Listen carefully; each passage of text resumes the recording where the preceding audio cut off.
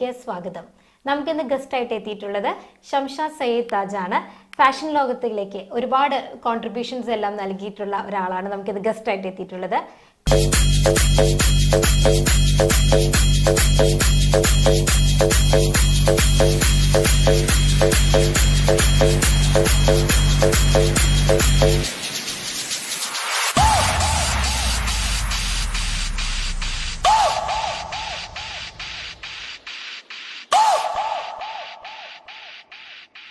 Cosmetologist, international groomer, അങ്ങനെ ഒരുപാട് event planar, അങ്ങനെ ഒരുപാട് റോൾസ് ഒരുമിച്ച് കൈകാര്യം ചെയ്യുന്ന ആളാണ്. ഇതെല്ലാം എങ്ങനെ സാധിക്കുന്നു?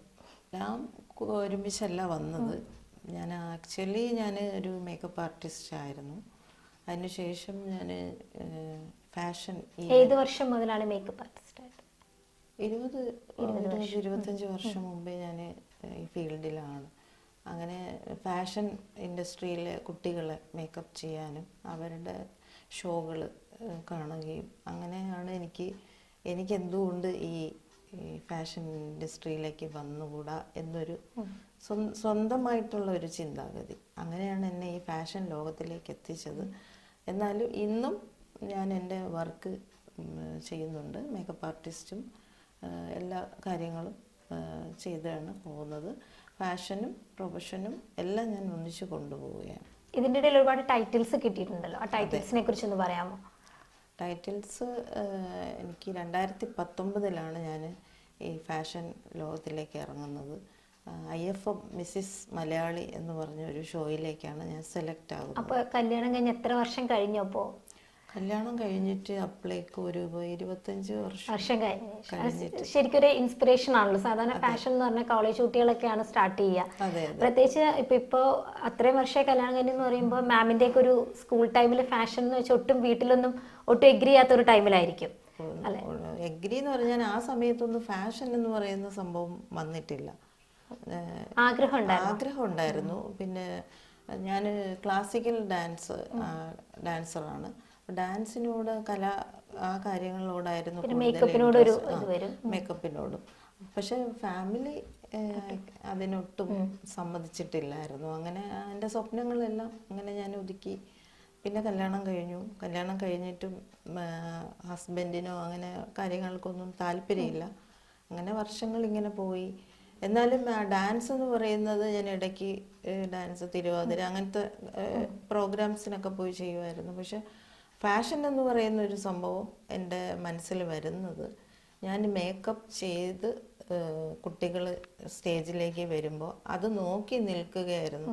അവർ വിൻ ചെയ്യുമ്പോൾ എനിക്ക് സന്തോഷം. അപ്പോഴൊരു ചോദ്യം എൻ്റെ മനസ്സിൽ, ഈ സ്റ്റേജ് എനിക്ക് ചെയ്യാൻ പറ്റുമോ എന്നൊരു ചോദ്യം എൻ്റെ മനസ്സിൽ വന്നു. അങ്ങനെയാണ് 2019 ഇങ്ങനെ ഒരു മിസ്സിസ് മലയാളി എന്ന് പറഞ്ഞ് ഒരു സംഭവം വന്നത്.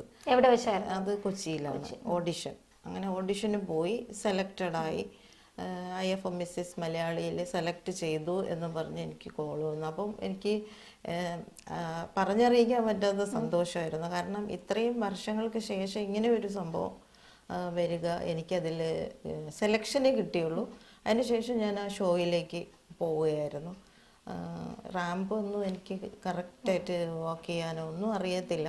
എന്നാലും അതിൽ ഗ്രൂമർ സാറ് എനിക്ക് നന്നായിട്ട് പ്രാക്ടീസ് തരികയും അതിൽ ജസ്റ്റ് ഒരു ഫൈനലിസ്റ്റ് മാത്രമായിരുന്നു ആ ഷോയിലേക്ക്. പിന്നെ കോൺഫിഡൻസ് കിട്ടി. ഞാൻ ഒരു ടൈറ്റിലും എനിക്ക് കിട്ടിയില്ല. അപ്പോൾ എല്ലാവരും തിരിച്ചെത്തിയപ്പോഴേക്കും ഫാമിലി പരമായാലും ഫ്രണ്ട്സ് ആയാലും എല്ലാവരും കളിയാക്കുകയായിരുന്നു. അപ്പോൾ ഫൈനലിസ്റ്റ് ആയത് ചെറിയ കാര്യമല്ല, ചെറിയ കാര്യമൊന്നുമല്ല. എന്നാലും എനിക്ക് പറ്റിയ രീതിയിൽ, കാരണം ഈ ഫാഷനൊന്നും അറിയത്തില്ല. ആ ഒരു സമയത്താണ് ഞാൻ ഇതിലേക്ക് വരുന്നത്. പിന്നെ വന്നതിന് ശേഷം എല്ലാവരുടെ കളിയാക്കലുകളും എല്ലാം കേട്ടിട്ട് എനിക്ക് കുറച്ചുകൂടെ മുന്നോട്ട് പോകണം, ചെയ്യണം എന്നുള്ളൊരു തോന്നില്ല. അങ്ങനെ ഞാൻ കുറച്ചുകൂടെ ചബ്ബിയായിരുന്നു. എന്നുവെച്ചാൽ ഭയങ്കര തടിയില്ല, എന്നാലും ഞാൻ സ്വന്തമായിട്ട് എന്നെ തന്നെ ഞാൻ മാറ്റുകയായിരുന്നു. പിന്നെ കുറച്ച് സംസാരിക്കാനൊക്കെ എനിക്ക് അറിയത്തില്ലായിരുന്നു. കാരണം ഞങ്ങൾ ജസ്റ്റ് ഇങ്ങനെ ഫാഷനിലൊന്നും വന്നിട്ടില്ലല്ലോ. അപ്പോൾ പിന്നെ കണ്ണാടിയിൽ നോക്കിയിട്ട് സ്വന്തമായിട്ട് പ്രാക്ടീസ് ചെയ്യുക, റാമ്പ് ചെയ്യുക. അതിനെ തന്നെ വീട്ടിൽ ഹസ്ബൻഡ് കളിയാക്കുമായിരുന്നു, തുടങ്ങി പ്രാക്ടീസൊക്കെ തുടങ്ങി എന്ന് പറഞ്ഞിട്ട്. അപ്പോൾ ഞാൻ 6 മാസമായിരുന്നു ഈ പ്രാക്ടീസ് ചെയ്തത്, എക്സർസൈസ് ചെയ്യുക. അന്ന് കിട്ടിയ ഒരു ഗ്രൂമിങ് സെഷനാണ്? അല്ല, ഗ്രൂമിങ് സെഷനിലല്ല, സ്വയമായിട്ട് എന്തുകൊണ്ടാണ് എനിക്ക് വിൻ ചെയ്യാൻ പറ്റാത്തത്, അല്ലെങ്കിൽ ഞാനൊരു 3rd പൊസിഷനിൽ പോലും ഞാൻ വന്നില്ല. അപ്പോൾ അങ്ങനെ ഒരു ഇത് വാശി എന്ന് പറയാൻ പറ്റില്ല, പക്ഷെ ഒരു സങ്കടം, ഒരു ദുഃഖം എനിക്കുണ്ടായിരുന്നു. ഫസ്റ്റ് ജസ്റ്റ് ഒരു ഫൈനലിസ്റ്റ് എന്ന് പറഞ്ഞ ഒരു മെമൻറ്റോ. അതിനുശേഷം അതിനുശേഷം 6 മാസത്തെ ഈ പ്രാക്ടീസിന് ശേഷമാണ് ഞാൻ മിസ്സിസ് ഇന്ത്യയിലേക്ക് രജിസ്റ്റർ ചെയ്യുന്നത്. പൂനെയിലാണ് പോകുന്നത്. അപ്പോഴും ഫാമിലിപരമായിട്ട് താല്പര്യമില്ല, സപ്പോർട്ടില്ല. പക്ഷെ എൻ്റെ ഒരു ഡ്രീമായിരുന്നു അത് എങ്ങനെയെങ്കിലും നേടിയെടുക്കണം എന്തെങ്കിലും. അതൊക്കെ കേരളത്തിൽ നിന്ന് ഒരു സെലക്ഷൻ റൗണ്ട് ഉണ്ടായിരുന്നോ? കേരളത്തിൽ നിന്നില്ല, അവര് പൂനെയിൽ നിന്ന് തന്നെ ഓൺലൈനിൽ നമ്മളുമായിട്ട് ഇന്റർവ്യൂ ചെയ്തിട്ട് അവർ കാര്യങ്ങളൊക്കെ ചോദിക്കും, സംസാരിക്കും. അതിനുശേഷം അവർ നമുക്ക് പെട്ടെന്ന് റിപ്ലൈ തരില്ല. ഒരു 1 മന്തൊക്കെ പിടിച്ചു അവരുടെ റിപ്ലൈ വന്നപ്പോൾ സെലക്റ്റഡ് ആണെന്ന് പറയാം. അങ്ങനെ ഞാൻ പൂനെയിലേക്ക് പോകുന്നത്, അതും ഒറ്റയ്ക്കാണ് പോയത്. ആരും കൂടെ സപ്പോർട്ടില്ല. ഹസ്ബൻഡ് ഒരു പകുതി സമ്മതം, അത്രയേ ഉള്ളൂ. മക്കൾ സപ്പോർട്ടായിരുന്നു. കുട്ടികൾ പറഞ്ഞു, ഇനി അമ്മയുടെ ഡ്രീം കംപ്ലീറ്റ് ചെയ്യണം എന്നുള്ള ഒരു അവരും കൂടെ എനിക്ക് കൂടെ നിന്നപ്പോൾ എനിക്ക് എന്തുകൊണ്ടും പോകാൻ തോന്നി. ഫാമിലി സപ്പോർട്ടും കൂടെ നമുക്ക് വേണമല്ലോ, എന്നാലല്ലേ ഞങ്ങൾക്ക് ഇവിടെ എത്താൻ പറ്റുള്ളൂ. അപ്പോൾ അവിടെ പോയി 5 ഡേയ്സ് എനിക്ക് ഗ്രൂമിങ് സെഷൻ ഉണ്ടായിരുന്നു. അപ്പോൾ ഒരുപാട് കാര്യങ്ങൾ കേരളത്തിൽ ചെയ്യുന്ന പ്രോഗ്രാമിനേക്കാളും പുറത്തു പോകുമ്പോഴാണ് നമുക്ക് കുറച്ചുകൂടെ പ്രാക്ടീസ് കിട്ടുന്നത്. എന്തൊക്കെയാണ് ഓരോ ടൈം നമുക്ക് ഓരോ ഗ്രൂമിങ് ഉണ്ട്. ചിലപ്പോൾ ഫിറ്റ്നസ് ആയിരിക്കും, ചിലപ്പോൾ നമ്മുടെ കോസ്റ്റ്യൂം തന്നെ ഇന്ന കോസ്റ്റ്യൂം ഇട്ടിട്ട് വരണം എന്നൊക്കെയുള്ള. പിന്നെ ടാലൻറ്റ് റൗണ്ട് ഉണ്ടായിരുന്നു. ടാലൻറ്റ് റൗണ്ടിൽ ഞാൻ കേരള നടനം, നമ്മുടെ ഇവിടുത്തെ ഒരു തിരുവാതിരേനെ ഒരു നടനം പോലെ ആക്കി ഞാൻ തന്നെ കൊറിയോ ചെയ്ത് പോയിട്ടാണ്. അപ്പോൾ അതിൽ എനിക്കൊരു അവിടുത്തെ ഡയറക്ടർ മാഡത്തിൻ്റെ നല്ലൊരു കിട്ടി. കാരണം മറ്റുള്ള കുട്ടികളോട് പറയുമായിരുന്നു, കണ്ടോ ഇത്ര ദൂരേന്ന് വന്നിട്ട് ആ ടാലൻറ്റ് റൗണ്ട് എന്ന് പറഞ്ഞാൽ അങ്ങനെ ആയിരിക്കണം. കോസ്റ്റ്യൂം ആയാലും ഓർണമെൻറ്റ്സ് ആയാലും എല്ലാം ഞാൻ പക്ക കേരള സ്റ്റൈലായിരുന്നു ചെയ്തത്. അപ്പോൾ 5 ദിവസത്തെ പ്രാക്ടീസ് എനിക്ക് ഒരുപാട് കാര്യങ്ങൾ പഠിക്കാൻ പറ്റി. പക്ഷെ ആ സ്റ്റേജ് ഇന്നും എനിക്ക് മറക്കാൻ പറ്റില്ല. കാരണം അന്ന് ഞാൻ 2019 അന്ന് ഞാൻ ഒന്നുമല്ല, പക്ഷെ ഞാനൊരു നല്ലൊരു ടൈറ്റിൽ എനിക്ക് അവിടെ നിന്ന് കിട്ടുകയും, റിഫ്രഷിംഗ് ബ്യൂട്ടി വിന്നർ, അങ്ങനെ ക്രൗണും വാങ്ങിയിട്ടാണ് ഞാൻ കേരളത്തിലേക്ക് ഇല്ല, ഒന്നും അറിഞ്ഞിട്ടില്ല. ഞാൻ തിരിച്ച് വന്ന് ശേഷം വീണ്ടും ഞാൻ കേരളത്തിൽ ഒരുപാട് ഷോകളിൽ അല്ല, ഇവന്റ് മാനേജ്മെന്റ് ഒന്നും ആ ടൈമിൽ ഞാൻ തുടങ്ങിയിട്ടില്ല. ഈ മിസ്സിസ് ഇന്ത്യ ആയി തിരിച്ച് വന്ന് വീണ്ടും ഞാൻ കേരള ഓരോരോ പ്രോഗ്രാംസ് ഉണ്ട്. ഫേസ് ഓഫ് മലയാളി, കാരണം അത് 20 വയസ്സുള്ള 18 വയസ്സൊക്കെയുള്ള മിസ്സിസ് ഉണ്ട്. അവരുടെ കൂടെ നിന്നിട്ടാണ് ഞാൻ ടൈറ്റിൽ വിൻ ചെയ്യുന്നത്. അത് എനിക്ക് വലിയൊരു ഭാഗ്യമെന്ന് തന്നെ പറയാം. കാരണം ഫേസ് ഓഫ് മലയാളി ടൈറ്റിലാണ്. പിന്നെ അത് കഴിഞ്ഞിട്ട് ബ്യൂട്ടിഫുൾ സ്കിൻ വിന്നറായി. പിന്നെ ബ്യൂട്ടിഫുൾ ബോഡി മിസ്സിസ് മലബാർ, അത് കാലിക്കറ്റാണ് എൻ്റെ നാട്. അപ്പം അവിടെ തന്നെ എനിക്ക് നല്ലൊരു 30 കണ്ടസ്റ്റൻറ്റിൽ നിന്നും ഞാൻ നല്ലൊരു ബ്യൂട്ടിഫുൾ ബോഡി വിന്നറായിട്ട്, അങ്ങനെ ഞാൻ 2019 തന്നെയാണ് ഇതെല്ലാം വിൻ ചെയ്യുന്നത്. പിന്നെയാണ് ഞാൻ ഈ ഗ്ലോബലിലേക്ക് പോകുന്നത്. ഡിസംബർ ലാസ്റ്റാണ്, അല്ല നവംബർ ലാസ്റ്റിൽ എനിക്ക് സെലക്ഷൻ വന്നു. ഡിസംബറിലായിരുന്നു ശ്രീലങ്കയിലേക്ക് സെലക്ഷൻ കിട്ടുന്നത്. അങ്ങനെ അവിടെ പോയി ഗ്ലോബൽ യൂണിവേഴ്സൽ ബെസ്റ്റ് ഡിസംബർ 2024 അല്ല 2019 ആ ടൈമിൽ തന്നെ. കാരണം ആലോചിക്കുക, 2019 ഞാൻ ഫൈനലിസ്റ്റ് ആകുന്നത്. അതുവരെ ഫാഷൻ വന്നിട്ടില്ല. ഈ 2019 തീരാനാവുമ്പോഴേക്ക് ഞാൻ ഗ്ലോബൽ യൂണിവേഴ്സൽ ശ്രീലങ്കയിലെത്തി. ബെസ്റ്റ് കാറ്റ് വാക്ക് വിന്നർ ആൻഡ് ടൈറ്റിൽ വൈവേഷ്യസ്. അങ്ങനെ 2 ടൈറ്റിലും കൊണ്ടാണ് ഞാൻ കേരളത്തിലേക്ക് വരുന്നത്. വന്ന ശേഷം ഉടനെ തന്നെ ഒരു OVM ഇന്ത്യ ഫാഷൻ എന്ന് പറഞ്ഞിട്ടുള്ള ഒരു ഷോ ഉണ്ടായിരുന്നു. അതിൻ്റെ ഈവൻറ്റ് ഡയറക്ടറായിട്ട് ആ 2019 തന്നെ ഞാൻ ഈവൻറ്റ് ഡയറക്റ്റും ചെയ്തു. അപ്പോൾ ഒരു 19 വരെ ഒരു ഫാഷൻ ലോകത്തേക്ക് വരാത്ത ഒരാളാണ് ഇത്രയും ടൈറ്റിൽ ഒരു വർഷം കൊണ്ട് നേടിയത്. അപ്പൊ ശരിക്കും പണ്ട് മുതലേ ഇറങ്ങാൻ പറ്റാത്തതിൽ പിന്നെ തോന്നി അതൊക്കെ നേരത്തെ ചെയ്യേണ്ടതായിരുന്നു. കാരണം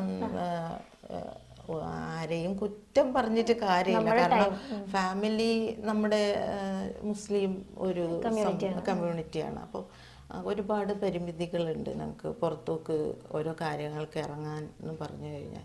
അപ്പം ഫാദറിന് അത് താല്പര്യമില്ല ഒന്നിലും. അപ്പം പിന്നെ അത് കഴിഞ്ഞ് കല്യാണം കഴിഞ്ഞപ്പോൾ ഹസ്ബൻഡിനും താല്പര്യമില്ല. അപ്പോൾ ഇപ്പൊ എല്ലാവരുടെയും സപ്പോർട്ട് ഉണ്ട്. ഹസ്ബൻഡാണ് കൂടെ ഇപ്പോൾ ഈവൻറ്റ് കാര്യങ്ങൾക്കെല്ലാം ഈവൻറ്റ് മാനേജറായിട്ടും ഈവൻറ്റ് ഡയറക്ടറായിട്ടും എൻ്റെ കൂടെ തന്നെ സപ്പോർട്ട് ചെയ്യുന്നുണ്ട്. കാരണം ഞാൻ ഇത് ലോകത്തിന് കാണിച്ചു കൊടുക്കുമായിരുന്നു. അല്ല മാം, പക്ഷെ ഇത്രയും നാളായിട്ട് ചെയ്തിട്ടും ഒട്ടും ഒരു വൾഗറായിട്ടുള്ളൊരു പിക്കോ ഒന്നും ഇൻസ്റ്റയിൽ പോലും പോസ്റ്റ് ചെയ്ത് കണ്ടിട്ടില്ല. അപ്പോൾ ഒരു വൾഗാരിറ്റിന് കാണിക്കാണ്ട് തന്നെ നമുക്ക് ഏറ്റവും നല്ല രീതിയിൽ എനിക്ക് എത്താൻ പറ്റും. കാരണം അങ്ങനത്തെ ഓപ്പർച്യൂണിറ്റികളൊക്കെ എനിക്ക് വരുന്നുണ്ട്, ഇപ്പോഴും വരുന്നുണ്ട്. പക്ഷെ ഞാനത് എടുക്കുന്നില്ല. കാരണം നമ്മുടെ പ്രായത്തിന് ഞാൻ നോക്കുന്നില്ല. പക്ഷെ നമ്മുടെ ഫാമിലി, നമ്മുടെ കുട്ടികൾ, അവരൊരു സന്തോഷം കിട്ടുന്നുണ്ട്. അപ്പോൾ അതിലോട്ട് പോകാനുള്ള ഒരു തീരുമാനം എടുക്കാൻ ഞാൻ എന്നുവെച്ചാൽ ഹസ്ബൻഡ് ഇപ്പം പറയുന്നുണ്ട്, ഇത്രത്തോളം ഉള്ള ഇതിൽ സപ്പോർട്ട് ചെയ്യുന്നുണ്ട്. അപ്പോൾ നമ്മൾ അതിലപ്പുറത്തേക്ക് കടന്ന് മോശമായ ഒരു പേര് ഇപ്പോൾ ഇപ്പോൾ ഫാഷൻ ഇൻഡസ്ട്രി വളരെയധികം ബഹുമാനിക്കുന്നുണ്ട്. ഒരുപാട് പേര് എന്ന് വെച്ചാൽ എനിക്ക് എന്നെക്കാൾ ഉപരി മറ്റുള്ള കുട്ടികളെ മുന്നോട്ട് കൊണ്ടുവരാനാണ് എനിക്കിഷ്ടം.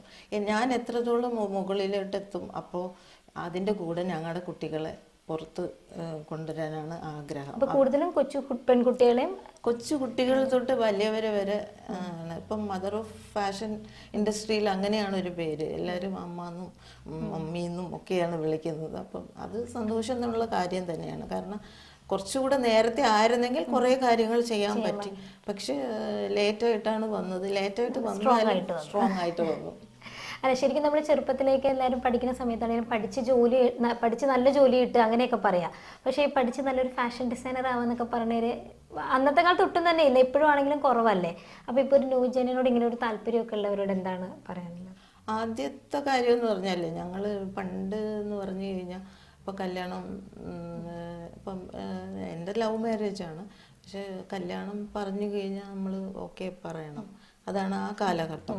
അപ്പോൾ അന്ന് വാപ്പയും ഉമ്മയും ഒക്കെ പറയുന്നത് നമ്മൾ അനുസരിച്ചേ പറ്റൂ. അപ്പോൾ ഇങ്ങനെ ഒരു കല്യാണം വരുമ്പോൾ പറ്റത്തില്ല എന്ന് പറയാൻ പറ്റില്ല. അപ്പം എനിക്ക് മുകളിലൊരു മൂത്ത സിസ്റ്ററുണ്ട്, താഴെ ഒരു സിസ്റ്ററുണ്ട്. അപ്പം കല്യാണം വന്ന് അപ്പോൾ ഇനി ഇവർക്കും കല്യാണം വരണ്ടേ, അപ്പം സമ്മതിച്ചേ പറ്റൂ എന്നൊക്കെ പറയുമ്പോൾ പഠനം എനിക്ക് പഠിക്കാൻ ഭയങ്കര ഇൻട്രസ്റ്റ് ഉള്ള ആളായിരുന്നു. അപ്പോൾ കല്യാണം വന്നപ്പം കല്യാണം കഴിഞ്ഞു, കൊച്ചുകുട്ടിയായിരുന്നു. അപ്പോൾ പിന്നെയാണ് ആലോചിച്ചത് കുറച്ചുകൂടെ പഠിക്കാമായിരുന്നു.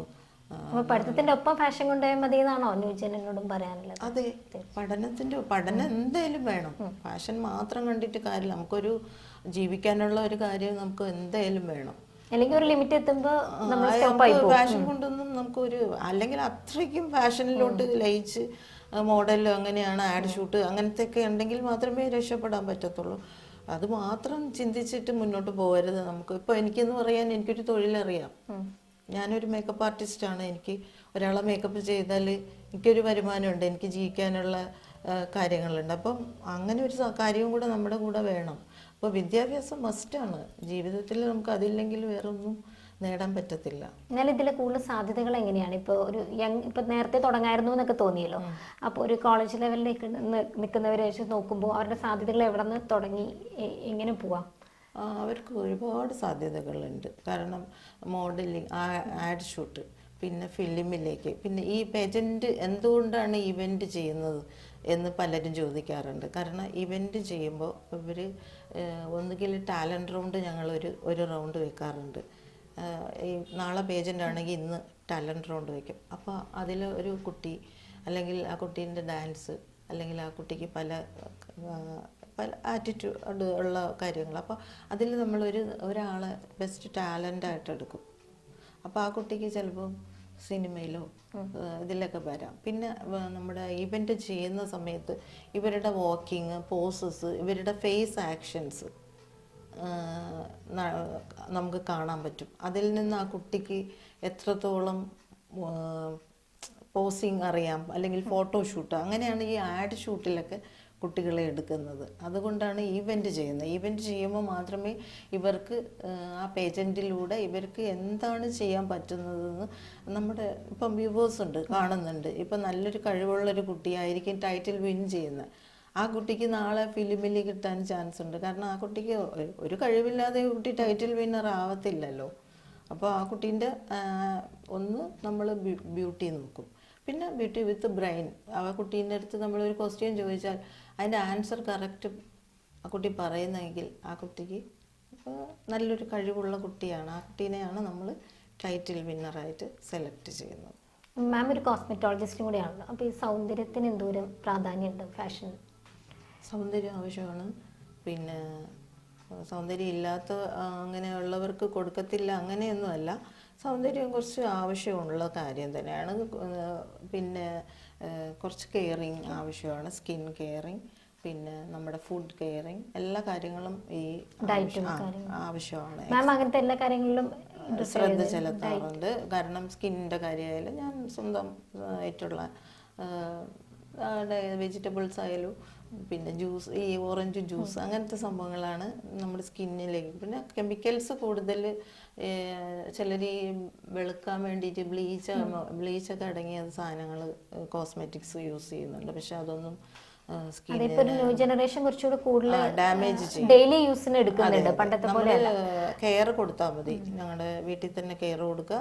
പിന്നെ അതിൻ്റെ കൂടെ ഫുഡ്, നമ്മൾ കൂടുതലും ഈ പുറത്തുള്ള ഫുഡുകളാണ് കൂടുതൽ കഴിക്കുന്ന ഇപ്പോഴത്തെ ജനറേഷൻ. അപ്പോൾ അതൊക്കെ ഒന്ന് കുറച്ചിട്ട് വീട്ടിൽ തന്നെ ഫുഡ്, ഫ്രൂട്ട്സ്, വെള്ളം കൂടുതൽ അതുപോലെയുള്ള കാര്യങ്ങൾ ശ്രദ്ധിച്ചാൽ സ്കിന്നും അതുപോലെ നന്നായിരിക്കും. പിന്നെ എക്സർസൈസ് ചെയ്യുക. ഇപ്പോൾ എല്ലാ കുട്ടികൾക്കും മടിയാണ്. പണ്ടൊക്കെ എന്ന് പറഞ്ഞു കഴിഞ്ഞാൽ ഞങ്ങൾ കോളേജിൽ ഒക്കെ പോയിട്ട് വന്നു കഴിഞ്ഞാൽ ഒരാൾക്ക് ഒരു ഡ്യൂട്ടി ആയിരിക്കും. ഒന്നുകിൽ അരി ആട്ടുക, അല്ലെങ്കിൽ പാത്രം കഴുകുക, അങ്ങനത്തെ ഒരു സംഭവങ്ങൾ അമ്മ വെച്ചിട്ടുണ്ടാവും നമുക്ക്. അപ്പോൾ ആ ജോലി ചെയ്യുന്നതുകൊണ്ട് ബോഡിക്ക് നല്ല എക്സർസൈസും ഒക്കെ നമുക്ക് കിട്ടുമായിരുന്നു. ഇപ്പോൾ ആരും ജോലി ചെയ്യത്തില്ല.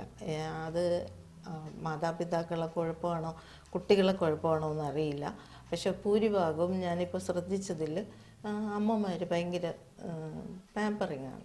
എന്നുവെച്ചാൽ മോളത് ചെയ്യണ്ട, അവിടെ വെച്ചേക്ക്, ഞാൻ ചെയ്യാം എന്നുള്ള അത് ഭാവിയിൽ അവർക്ക് ബുദ്ധിമുട്ടാണ്.